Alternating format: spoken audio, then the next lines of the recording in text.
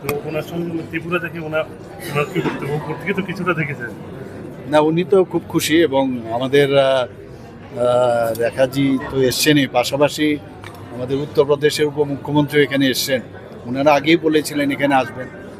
তা আজকে আমাদের পার্টির তরফ থেকে কার্যকর্তারা সেখানে প্রচুর পরিমাণে সেখানে উপস্থিত ছিল এবং ওনারা সম্বর্ধিত হয়েছেন এবং খুবই খুশি।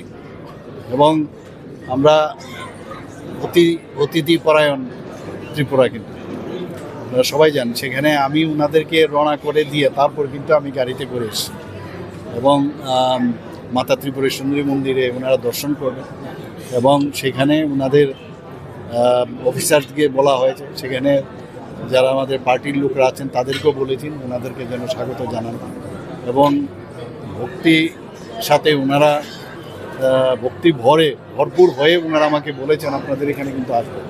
তো আমাদের জন্য এটা খুশির বিষয়। সমস্ত মুখ্যমন্ত্রীদেরও আমি চিঠি লিখবো ভাবছিলাম এবং রাজ্যপালদের, সমস্ত স্টেটের যত রাজ্যপাল মুখ্যমন্ত্রী তাদের কাছে আমি চিঠি পাঠাবো যাতে আমাদের মাতা ত্রিপুরেশ্বরী মন্দিরে এসে দর্শন করুন।